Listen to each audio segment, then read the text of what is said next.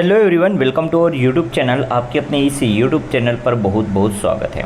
जैसा हमने पहले भी आपको डिस्कस कर रखा था कि कार्यालय श्रमायुक्त छत्तीसगढ़ के द्वारा जो श्रम पदाधिकारी और श्रम निरीक्षक और श्रम उप निरीक्षक की जो भर्ती परीक्षा है वो आने वाली है, उसका अब विभागीय विज्ञापन जो है जारी कर दिया गया है।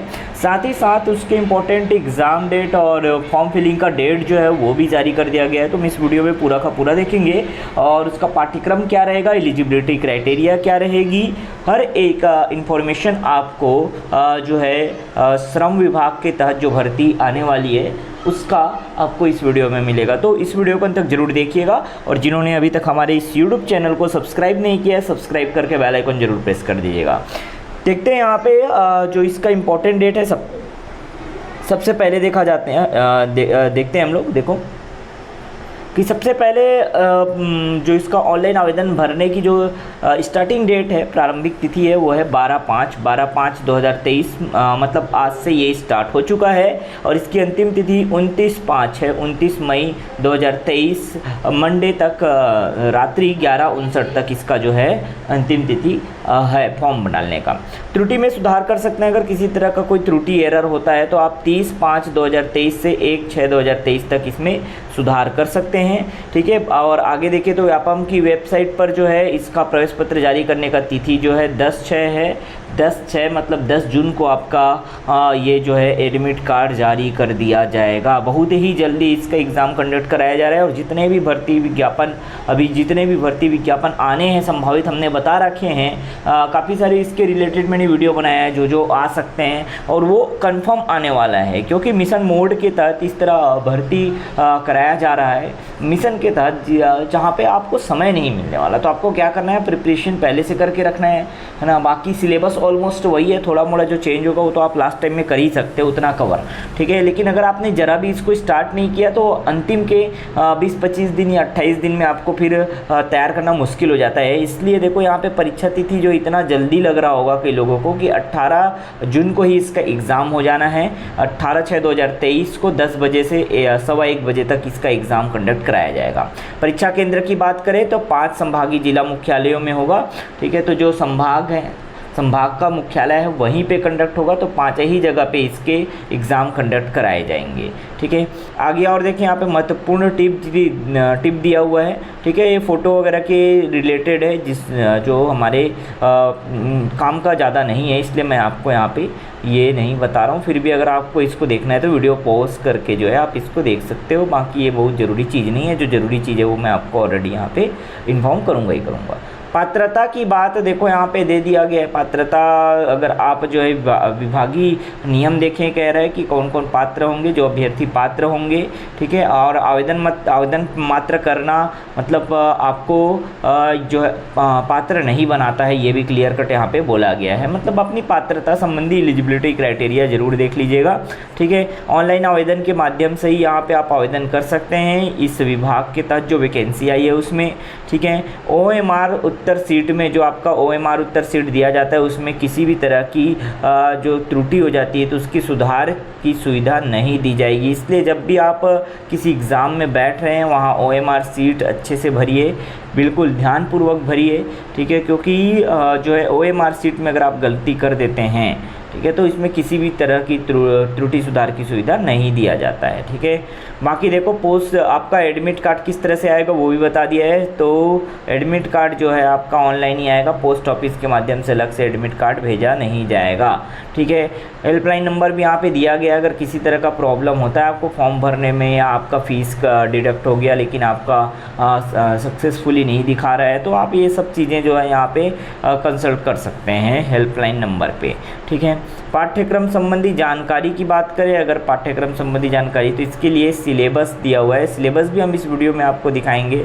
ठीक है, कि इसका सिलेबस क्या रहेगा, एकदम एक्यूरेट 1 by 1 यहाँ पे आप जो है देख सकते हैं। टू द पॉइंट आपको दिया हुआ है कि क्या क्या आपको पढ़ना है वहाँ पे। ठीक है, परीक्षा कक्ष में प्रवेश के लिए भी यहाँ पे जानकारी पहले से दे दी गई है। देखो कि आप जो है जो आपका एडमिट कार्ड आएगा वो लेकर के आना है। साथ ही साथ आपको अगर आपके आपके एडमिट कार्ड में फ़ोटो नहीं आता है तो आपको रंगीन पासपोर्ट साइज का फ़ोटो लेकर भी जाना है 2 ठो, ठीक है। नीला या काला डॉट पेन आपको लेके जाना है। इसके साथ साथ 3rd नंबर पे दिया हुआ है कि मूल पहचान पत्र, आधार कार्ड या passport, driving licence, PAN card, voter ID card लेकर परीक्षा केंद्र में आपको जाना है, ठीक है। मूल पहचान पत्र के अभाव में आपको परीक्षा में सम्मिलित होने से वंचित किया जाएगा। मतलब आप अगर एडमिट कार्ड बस लेके चले जाते हैं तो आपको वहाँ पे घुसने नहीं दिया जाएगा एग्ज़ाम हॉल में। आपको एक आइडेंटिटी प्रूफ रखना ही होगा जो उपरोक्त यहाँ पे दिया गया है, ठीक है। तो ये गलतियाँ हो जाती है जब आप एग्ज़ाम में जाते हैं, तो ध्यान रखना है इसलिए आपको, ठीक है। बाकी मास्क पहन कर ये सब कोरोना के नियम का जो पालन है वो आपको करना है, ये भी दिया गया है। किसी भी तरह का आपको कैलकुलेटर हो गया, साइंटिफिक कैलकुलेटर हो गया, लॉक टेबल हो गया, मोबाइल फ़ोन हो गया, ये सब आपको नहीं लाना है, ठीक है। अनुचित साधन का प्रयोग आपको नहीं करना है। और परीक्षा प्रारंभ होने के 15 मिनट बाद परीक्षा में सम्मिलित होने की अनुमति नहीं दी जाएगी। मतलब किसी कारणवश अगर आप 15 मिनट तक लेट होते हैं, ठीक है, तब तक तो आपको वहाँ पे प्रवेश दे दिया जाएगा, लेकिन 15 मिनट के बाद आपको वहाँ पे अनुमति नहीं दिया जाएगा। ये सब लिखा हुआ है, ठीक है। और आपको इन सब चीज़ों को ध्यान रखना है एग्ज़ाम टाइम में जब आप जाते हैं, यही गलती हो जाती है कभी कभी हमसे, ठीक है।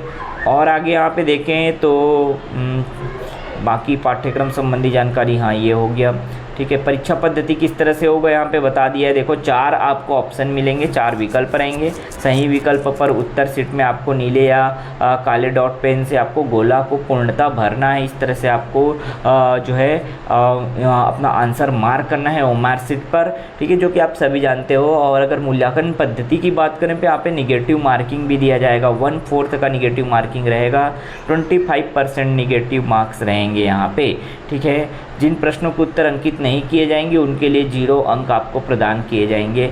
आप दावा आपत्ति भी कर सकते हैं, जैसे ही इसका अगर मॉडल आंसर आता है तो आप इसके लिए दावा आपत्ति भी कर सकते हैं। ये भी आपको दे दिया गया है पूरी जानकारी, दावा आपत्ति कर सकते हो, ठीक है। व्यापम द्वारा जारी उत्तर, अंतिम उत्तर पर किसी भी प्रकार का दावा आपत्ति मान्य नहीं किया जाएगा। जो प्रारंभिक आंसर शीट दिया जाएगा उस पर बस दावा आपत्ति आप कर सकते हो, लेकिन एक बार डिसाइड करने के बाद अगर वो अंतिम उत्तर दे देते हैं तो वहाँ पे आपको दावा आपत्ति करने का मौका नहीं दिया जाएगा, ठीक है। अब देखो यहाँ पे और कुछ अगर त्रुटिपूर्ण प्रश्न आ जाते हैं तो उसके बारे में ये बातें बताई गई है। खैर ये हमारे काम का ज़्यादा नहीं है, हम और आगे आते हैं। हाँ ये देखिए, अगर आप किस तरह से आपके मार्क्स मिलते हैं वो पूरा गणना करके यहाँ पे बताया है, देखो ध्यान से, ठीक है। पूरा अगर आप समझ पाओगे इसको तो अगर आपने 150 प्रश्न का आपका पेपर होता है, 150 अंक के लिए 150 क्वेश्चन, ठीक है, जिसमें से 6 प्रश्न जो है निरस्त कर दिए जाते हैं, गलत हो जाता है, तो मात्र 144 प्रश्नों पर ही आपका क्या बनने वाला है, मेरिट बनने वाला है। और अगर 144 प्रश्न में 104 प्रश्न का उत्तर आपने अगर सही किया है, ठीक है, तो 22 प्रश्नों का उत्तर गलत अंकित करता है तथा निगेटिव मार्किंग होने से 18 प्रश्नों का उत्तर अंकित नहीं करता, तो उसके कुल अंकों की गणना इस प्रकार होगी। पूरा एग्जाम्पल लेकर बताया है, ठीक है। सही उत्तर की संख्या 104 है, गलत उत्तर की संख्या जो है 22 है, मतलब 22/4 करेंगे क्योंकि 1/4 अंक आपके कटेंगे, तो ये निगेटिव मार्किंग 5.5 का होगा। अब 104 में से इतना प्राप्तांक आपका आएगा, बट एक्चुअल में क्या है कि कुछ निरस्त प्रश्न भी हैं जिसकी वजह से आपके मार्क्स थोड़े और बढ़ेंगे। कैसे बढ़ेंगे, देखिए कि आपने 98.5 अंक लाया, टोटल 150 अंक था, उसका गुणा करेंगे और 150 प्रश्न में से जितने भी त्रुटिपूर्ण या निरस्त किए हुए प्रश्न रहेंगे उसको माइनस करेंगे। तब इस प्रकार जो अंक आपका 98.5 आ रहा था वो आप बहुत अच्छे से देख पाएंगे कि उसको इस तरह से नॉर्मलाइज करके 102.604 अंक आपको प्राप्त यहाँ पे हुए हैं। तो ये एक सिस्टम है जो कि व्यापम आपको नहीं करना है, व्यापम कैलकुलेट कर लेता है हर एक स्टूडेंट का, है ना। और इसी के आधार पर आपका मेरिट अब इसके आधार पर नहीं बनने वाला, आपका मेरिट जो है इस आधार पर बनने वाला है। तो किसी भी तरह से जो है ज़्यादा निगेटिव करने से आपको बचना है, और जो है अगर निरस्त होते हैं कोई प्रश्न तो उसका आपको लाभ मिलेगा, ज़रूर मिलेगा, ठीक है। आगे देखिए, परीक्षा परिणाम भी जारी किया जाएगा। ये सब पूर्ण मूल्यांकन जो है उसका प्रावधान बिल्कुल भी नहीं रखा गया है। परीक्षा शहर कहाँ कहाँ होगा आप देख सकते हैं, अंबिकापुर, सरगुजा, दूसरा जो है बिलासपुर में, दुर्ग में, जगदलपुर और रायपुर, ये 5 जगह पर आपका एग्ज़ाम होना है, ठीक है। और कौन कौन से जगह पर एग्ज़ाम होने हैं तो उसका देखो यहाँ पे परीक्षा समन्वयक केंद्रों के नाम है, ये समन्वयक केंद्र हैं, ठीक है। हर एक जगह में एक समन्वयक बनाया गया है। जैसे यहाँ बिलासपुर की बात करें तो ई राघवेंद्र राव जो पीजी कॉलेज है, पीजी साइंस कॉलेज है, वहाँ पे समन्वयक केंद्र बनाया गया है।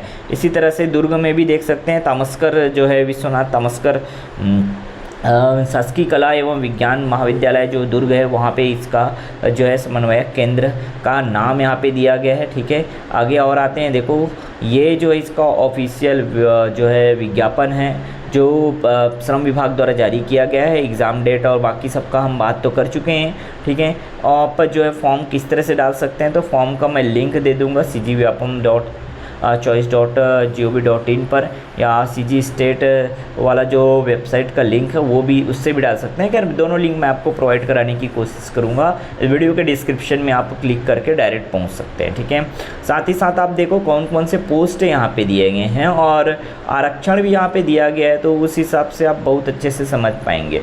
तो 3 प्रकार के पोस्ट यहाँ पे हैं, सहायक श्रम पदाधिकारी, श्रम निरीक्षक और श्रम उप निरीक्षक। टोटल पोस्ट की बात करें तो सहायक श्रम पदाधिकारी के केवल और केवल 4 पोस्ट हैं। ठीक है, जिसमें वेतन मैट्रिक देखो 38,100 रुपये है। 9th लेवल का वेतन यहाँ पे आपको मिलता है। ठीक है, पोस्ट की बात करेंगे तो एक अनारक्षित है, एक अनुसूचित जाति के लिए है और 2 अनुसूचित जनजाति के लिए है। ठीक है, और यहाँ पे टोटल 4 पोस्ट है, जिसमें से कुल रिक्तियों में छत्तीसगढ़ के स्थानीय निवासी निःशक्त जन के लिए आरक्षित पद 1 है। तो 1 पोस्ट जो है निःशक्त जन के लिए यहाँ पे आरक्षित किया गया है। टोटल 4 पोस्ट है। अगर बात करें इसी प्रकार श्रम निरीक्षक की तो 6 पोस्ट यहाँ पे सामान्य के लिए, अनारक्षित के लिए है, अनुसूचित जाति के लिए 1, अनुसूचित जनजाति के लिए 4 और अन्य पिछड़ा वर्ग के लिए 3। इस तरह से आप देख पाएंगे टोटल 14 पोस्ट हैं। ठीक है, 14 पोस्ट। अब इसमें देखो महिलाओं के लिए कितना आरक्षण है ये बता दिया गया। तो महिलाओं के लिए एक अनारक्षित और एक अन्य अनुसूचित जनजाति के लिए और एक जो है अनारक्षित रखा गया। मतलब महिलाओं के लिए 2 पोस्ट यहाँ पे प्योरली जो है आरक्षित रखे गए हैं। यहाँ पे आप देखो साथ ही साथ PH कैटेगरी के लिए जो फिजिकली हैंडीकैप्ड है, ठीक है, निःशक्त जनों के लिए भी यहाँ पे 1 पोस्ट जो है आरक्षित रखा गया है। इसी प्रकार श्रम उप निरीक्षक के भी 6 पोस्ट है अनारक्षित के लिए और 2 पोस्ट है अनुसूचित जाति के लिए, अनुसूचित जनजाति के लिए 5 पोस्ट हैं और अन्य पिछड़ा वर्ग के लिए 3 पोस्ट हैं।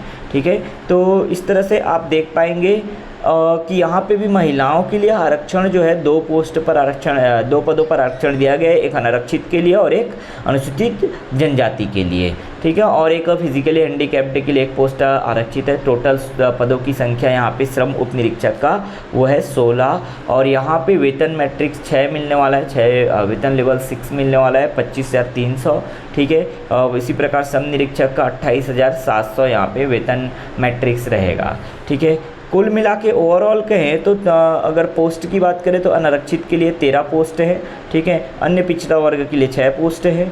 ठीक है, और यहाँ पे देखो अनुसूचित जाति के लिए 4, अनुसूचित जनजाति के लिए 11। ठीक है, इसी प्रकार से आप देख सकते हो महिलाओं के लिए टोटल 2 मतलब 4 पोस्ट हैं और निःशक्त जन के लिए 3 पोस्ट आरक्षित है। पूरा आरक्षण आप देख सकते हो, आरक्षण के तहत कौन कौन से कितने पोस्ट आपको मिलने वाले वो दिया है। ओवरऑल पोस्ट की बात करें तो 34 पोस्ट यहाँ पे हैं, कुल 34 पदों पर भर्ती होनी है। ठीक है, तो ये हो जाता है पूरा का पूरा इन्फॉर्मेशन, इसका कौन कौन सा पोस्ट है उसका इन्फॉर्मेशन। अब हम बात करते हैं कि भाई इसकी एलिजिबिलिटी क्राइटेरिया क्या रहेगी। ठीक है, और जो है सेवा श्रेणी कौन से श्रेणी में आता है, तो तृतीय श्रेणी का यहाँ पे जो है ये पोस्ट है तृतीय श्रेणी का। ठीक है, वेतनमान की बात करेंगे तो देखो सबसे बढ़िया वेतनमान सहायक श्रम पदाधिकारी का है, जहां आप देख पाएंगे ग्रेड पे 4300 का है। मैंने पहले भी इसका जो चर्चा कर रखा है। ठीक है, और फिर से यहाँ पे ये डिटेल बता दिए 9,300 से 34,800 प्लस ग्रेड पे अगर आप देखें तो 4300 का है। वेतन मैट्रिक्स लेवल जो है ये 9 का मिलता है आपको वेतन। श्रम निरीक्षक के लिए वेतन मैट्रिक्स लेवल जो है 7 है और यहाँ ग्रेड पे 2800 मिलता है आपको 5,200 से 20,200 तक। ठीक है, अगर श्रम उप निरीक्षक की बात करें तो 5,200 से 20,200 तक, लेकिन ग्रेड पे यहाँ पे 2400 हो जाता है। ठीक है, और ये मैट्रिक्स लेवल 6 में आता है। ठीक है, बाकी अन्य जो है आपको भत्ते, महंगाई भत्ते वगैरह सब मिलते हैं। ठीक है, जो राज्य सरकार छत्तीसगढ़ शासन द्वारा समय समय पर जो भत्ता वगैरह रखा गया है वो आपको मिलता है। ठीक है। अगर यहाँ पे एज की बात करें तो न्यूनतम आयु जो है वो 21 वर्ष है तीनों के लिए, तीनों पोस्ट जो आपको दिया गया है। और अगर शैक्षणिक अर्हता की बात करें तो सभी के लिए आप देख सकते हो मान्यता प्राप्त विश्वविद्यालय से स्नातक और स्नातक ही मांगा गया है। मतलब अगर आप ग्रेजुएट हैं तो आप यहाँ बिल्कुल अप्लाई कर सकते हैं, किसी भी तरह का कोई भी दिक्कत नहीं होने वाला। ठीक है, किसी भी सब्जेक्ट में आपको बस ग्रेजुएट होना है। स्नातक की उपाधि अगर आपने ले रखी है तो आप इन तीनों पोस्ट के लिए अप्लाई कर सकते हैं। आयु सीमा की बात करें तो 21 वर्ष की आयु पूर्ण कर ली और 35 वर्ष से अधिक ना हो। अगर आप 35 वर्ष से अधिक है तो राज्य सरकार का जो छूट मिलता है अलग अलग आरक्षण के तहत, अलग अलग जो है ST SC OBC को, वो नियम आपके लिए लागू होगा, ये आपको बता दिया गया है। ठीक है, बाकी अपर एज लिमिट 35 वर्ष दिया गया है और जो छूट मिलेगा उसको छोड़ करके हम बात कर रहे हैं। जो बाकी जो छूट मिलता है वो तो मिलेगा ही मिलेगा। ठीक है, प्रतियोगी परीक्षा के माध्यम से सीधी भर्ती होगी, मतलब आपको मेरिट में नाम लाना है और बस कुछ नहीं करना है। ठीक है, 150 अंक के वस्तुनिष्ठ प्रश्न पूछे जाएंगे, ये सब शर्त दिया है। छत्तीसगढ़ का मूल निवासी होना चाहिए और जीवित पंजीयन मांग दिया है। देखो तो जीवित पंजीयन होना आवश्यक है कह रहे हैं, या किसी कार्यालय में नियुक्ति है तो संबंधित कार्यालय का अनापत्ति प्रमाण पत्र आवश्यक है, ये भी कहा जा रहा है। ठीक है, तो रोजगार कार्यालय का जीवित पंजीयन होना आवश्यक है। किसी कार्यालय में नियुक्ति है तब आपको NOC जो है यहाँ से अपने कार्यालय से, जिस भी डिपार्टमेंट में आप जॉब कर रहे हैं वहाँ से आपको NOC लेना होगा, ये कह रहा है। ठीक है, समान अंक प्राप्त होने की स्थिति में अगर कोई 2 अभ्यर्थी समान अंक ले आते हैं तो जन्म तिथि को आधार मानकर वरीयता तय की जाएगी। ठीक है, ये सब बातें यहाँ पे बताई गई है, किस किस तरह से यहाँ पे भर्ती होना है। तो भर्ती का शर्त भी हम आपको यहाँ डिटेल बता दिए। ज़रूर आपको टाइम लग रहा होगा, लेकिन पूरा डिटेल्ड नोटिफिकेशन है। क्या है, हम कई बार इसको पूरा अच्छे से देखते नहीं है, जो काम का चीज़ है उनसे छूट जाता है। ठीक है, बाकी ये कुछ और विशेष बातें नहीं है, बस इतना होने के बाद आपका मेरिट आने के बाद आपका जो है पुलिस वेरिफिकेशन ये सब होगा। ठीक है, साथ ही साथ जो है आपका चिकित्सा परीक्षण होगा, किसी तरह का जो है चिकित्सा बोर्ड से आप स्वास्थ्य फिटनेस प्रमाण पत्र प्रस्तुत करेंगे, उसके बाद सेवा में ले लिया जाएगा। ये सब बातें की गई है। 3 वर्ष की परीक्षा अवधि पर आपको रखा जाएगा। ठीक है, और अगर बात करें यहाँ पे और ठीक है, तो ये कुछ काम का चीज़ जो है लास्ट में आप देखोगे। ठीक है, यहाँ पे हाँ, आरक्षण का भी बात दिया है। महिलाओं के लिए जो हॉरिजॉन्टल आरक्षण रखा गया है, जिसको मैं ऑलरेडी आपको वहाँ बता रखा हूँ। ठीक है, व्यापम का जो क्या दायित्व है ये भी आप समझ सकते हो कि व्यापम का दायित्व मात्र परीक्षा आयोजित करके परीक्षा परिणाम जारी करने तक सीमित रहेगा। बाकी मेरिट दे करके फिर व्यापम का काम ख़त्म हो जाता है। उसके बाद फिर चालू होता है विभाग का, विभागीय काम होता है, जहाँ पे आप विभाग के तहत ही जो चीज़ें हैं वो सब अगर फुलफ़िल करते हैं तब आपको वहाँ पे जॉब मिलने वाला है। ठीक है, अब आगे आते हैं मोस्ट अवेटेड सिलेबस के। तो 3 घंटे का एग्ज़ाम होना है, 150 अंक के लिए एग्ज़ाम होगा, 150 क्वेश्चन 150 अंक के लिए। एक ब्रीफ यहाँ पे सब्जेक्ट दे दिया गया है, 4 सब्जेक्ट यहाँ पे रखे गए हैं। देखो, सामान्य अध्ययन, ठीक है, जो कि 65 क्वेश्चन आएंगे, 65 अंक रहेंगे। यही पहले 80 अंक का होता था पेपर, अब ये 65 कर दिया गया है। इसमें चौथे नंबर पर जो आपको दिख रहा है श्रम विभाग संबंधी जानकारी, वो 15 अंक का यहाँ पे एक्स्ट्रा जोड़ दिया गया है। तो यहाँ पे श्रम विभाग के तहत ये भर्ती हो रही, तो श्रम विभाग संबंधी जानकारी यहाँ पे दे दिया गया है अलग से। 15 अंक के लिए 15 क्वेश्चन यहाँ पे आपको अलग से मिलने वाला है पेपर में। कंप्यूटर की जानकारी अगर बात करें तो कंप्यूटर 20 अंक का कंप्यूटर आने वाला है। अच्छा खासा वेटेज रहेगा कंप्यूटर का, 20 नंबर का। योग्यता परीक्षण आपका 50 अंक का रहेगा, जो बहुत रोल प्ले करेगा आपको यहाँ पे सिलेक्ट होने में। ठीक है, तो 65 और 20, 50 और 15 इस तरह से यहाँ पे 4 सब्जेक्ट यहाँ पे दिए गए हैं। और ऋणात्मक अंक आपको यहाँ पे 4 जो उत्तर है उसमें से एक उत्तर सही करना है। अगर आपने गलत कर दिया तो आपको निगेटिव मार्किंग 1/4 मतलब 25% जो है आपको निगेटिव मार्किंग दिए जाएंगे। ये बातें यहाँ पे बताइए। डिटेल्ड इसका सिलेबस है, आप देख सकते हैं, चाहे आप हिंदी मीडियम के हो या इंग्लिश मीडियम के, दोनों में इसका डिटेल्ड सिलेबस दिया हुआ है।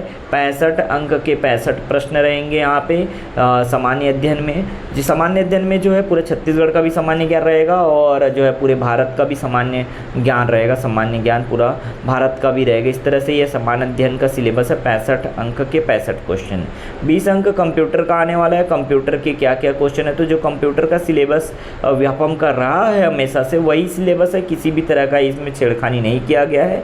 ठीक है। ये सिलेबस आप बहुत बार देख चुके होंगे, ठीक है। तो आप देख सकते हैं इसको, या स्क्रीनशॉट भी ले सकते हैं, या वीडियो रोक करके आप जो है नोट डाउन भी कर सकते हैं। तो हिंदी इंग्लिश दोनों में ये सिलेबस दिया गया है, ठीक है। थर्ड जो योग्यता परीक्षण का, वो भी आप देख सकते हैं, क्लियर दिख रहा होगा, हिंदी और इंग्लिश दोनों में, ठीक है। यहीं पे आपको रीजनिंग भी मिलेगा, यहीं आपको जो है मैथ्स भी मिलेगा, ठीक है। सामान्य गणितीय कौशल भी मिलेगा।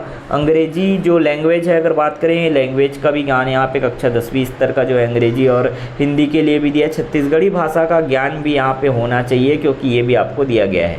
तो ये 50 अंक का कुल प्रश्न आएगा। इसमें आपको रीजनिंग है, ठीक है। आपको यहीं पे निर्णय निर्माण और समस्या निवारण क्षमता है, समस्या सामान्य मानसिक योग्यता है, ठीक है। संख्यात्मक जो कार्य है, मतलब गणित का भी क्वेश्चन यहाँ मिलेगा आपको, अंग्रेजी भाषा का भी क्वेश्चन मिलेगा, हिंदी और छत्तीसगढ़ी भाषा का भी आपको क्वेश्चन इस सेक्शन से देखने को मिलेगा। लास्ट में श्रम विभाग जो अभी नया जोड़ा गया है, हाल ही में प्रीवियस ईयर के पेपर में ये नहीं था, तो श्रम विभाग संबंधी 15 क्वेश्चन आपको यहाँ पे दिए जाएंगे। 15 क्वेश्चन में आप देख सकते हो क्या इसका टॉपिक रहेगा। तो श्रम विधियों का इतिहास, फिर भारतीय संविधान में श्रम संबंधी प्रावधान कौन कौन से हैं, महिला बच्चों एवं बंधक श्रमिक हेतु श्रमिक कानून कौन कौन से लागू किए गए हैं, और श्रमिकों के मजदूरी संबंधी कानून कौन कौन से हैं, ये सब है। और आपको छत्तीसगढ़ राज्य में श्रमिक हित में जो संचालित योजनाएं चल रही हैं उसकी जानकारी होनी चाहिए। तो श्रम विभाग संबंधी जानकारी कुल 15 अंक के 15 क्वेश्चन यहाँ पे रहने वाले हैं। इस तरह से एक पूरा सिलेबस रहेगा। तो कंप्लीट इन्फॉर्मेशन इसका जो है लेबर इंस्पेक्टर का जो आया हुआ पोस्ट है, वो हमने आपको इस वीडियो में देने का कोशिश किया। वीडियो अगर आपको अच्छा लगा तो लाइक ज़रूर करते जाइएगा, अपने दोस्तों तक इसको शेयर कर दीजिए, अपने सारे फ्रेंड्स तक शेयर ज़रूर कर दीजिए। और आगे इसी तरह की इन्फॉर्मेटिव वीडियो आपको अगर चाहिए तो हमारे चैनल के साथ जुड़े रहिएगा। और ये सारे PDF अगर आप डाउनलोड करना चाहते हैं तो हमारा जो टेलीग्राम और व्हाट्सएप ग्रुप है, जो हमारा लिंक इस वीडियो के डिस्क्रिप्शन में हमने दे रखा है, उससे आप ज्वाइन हो सकते हैं, ठीक है। तो ये पूरी जानकारी आपको मिलने वाली है इस तरह से, ठीक है। चलो मिलते हैं नेक्स्ट वीडियो में नए इंपॉर्टेंट अपडेट के साथ। ओके।